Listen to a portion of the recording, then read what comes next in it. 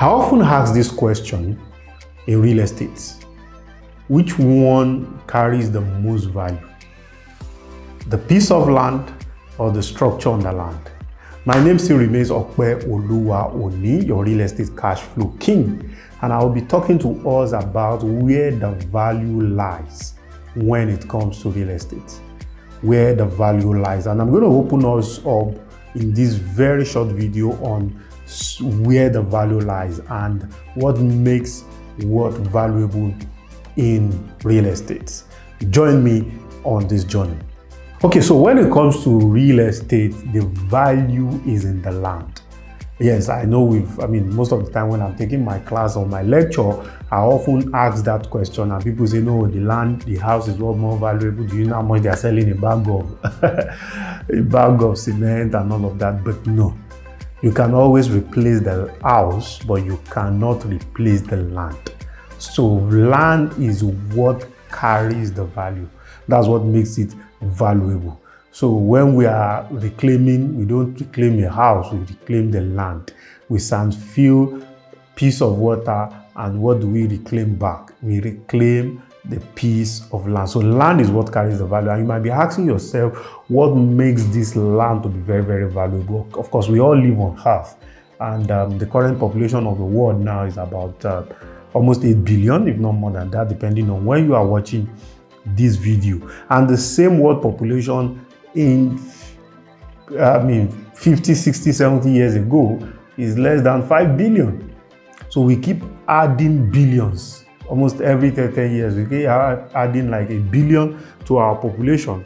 And we don't ask ourselves this question, where are these people going to live? So basically, the population keeps increasing, but what will abide them, where they will stay, does not increase. Talking about the land. The land we are going to occupy does not increase. The land we are going to till to produce the food we are going to eat does not increase. There's no technology as of today, apart from land reclamation or turning desert to green area. Those are the two technologies that are available right now, but no other technology is available that can help us to reclaim land or to create land. So land is finite.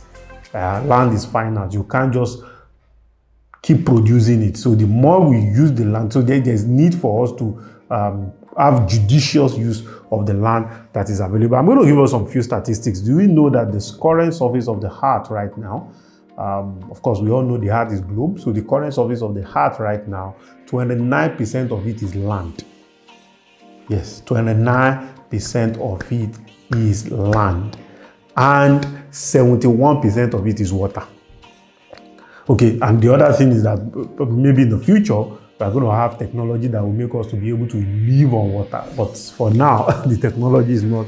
Of course, we've seen technology of floating island and all of that. They are not cheap and they are not readily available for everybody. So out of this 29%, there are parts that are deserts. There are parts that are mountain. Of course, desert in this case, some are covered with ice, some are covered with sand. So they are not even habitable.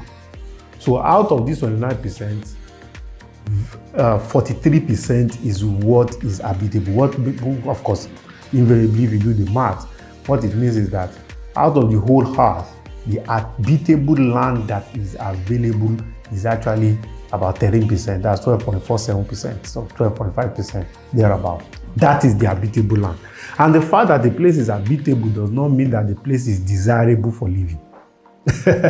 Yes, does not mean that the place is desirable for living. So there are factors that makes places to be desirable for living. Factors like infrastructures, amenities, and a whole lot of accessibility, roads, electricity. So these are factors that makes a location to be desirable for living. And look at all the odds against the lands that are desirable for living. Water, flooding, so many things are odds against lands that are desirable for living. And we really need to look at it from that angle and say, okay, how many land, what are even the sizes of land that fit perfectly into these categories. You know, in this part of the world, developers, real estate people are the ones that push for the prosperity of a location. Most of the time, there are no access road, there are no infrastructure, there are no power, there are no water. Real estate developer goes to this location, provide all these things, and what do you know? A piece of that same piece of land that was selling for next to nothing, boom, goes up. On other clients, depending on where you are watching from, if your case is like the case of Nigeria, other locations, infrastructures are already there, access roads are already there. I mean, I see adverts of places some outside the country. They'll tell you that there's already a power line that passes in front of the land. That means there's access to electricity. There's access to road already. There's access to telecommunications already, and the place is still inside. And so buying such land, you already have access to road. You already have access. In fact, there will also be an information that the place is close proximity to probably an existing waterways where you can get water from and things like that. So these are things that really gives value to the land and makes land to be much more desirable. So in case you find yourself in any argument that which one is more desirable, always know that the land is much more desirable, because there are so many factors that help the land to be more desirable. In simple economics, when the demand is high, that means the population of the world keeps increasing. That makes the demand to be very, very high.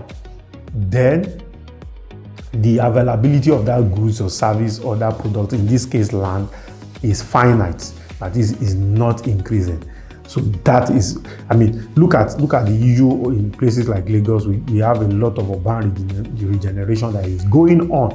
Urban regeneration keep going up, and the reason is this: the lands that are desirable, that are not optimally used, that's what gave birth to urban regeneration. Places like Bagada, on a piece of 1,000 square meter, in places like Ikoyi, on a piece of 3,000 square meter, all you get there is 4-bedroom duplex.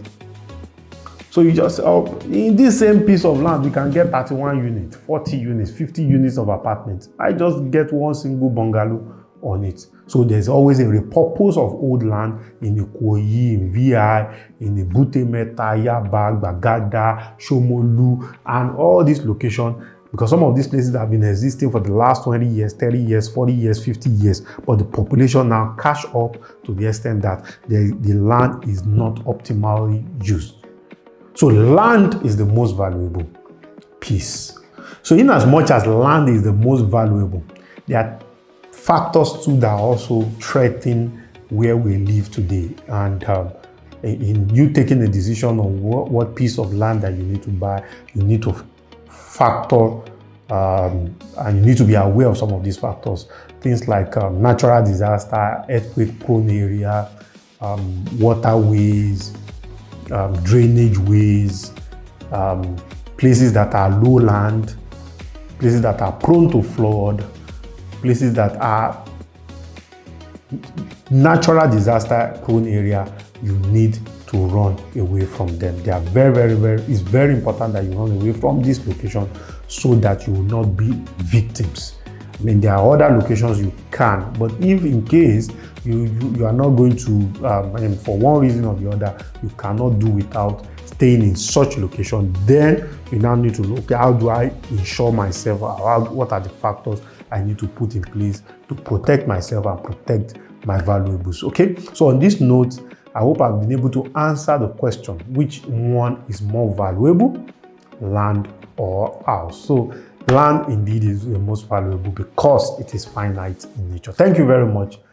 Have a great one.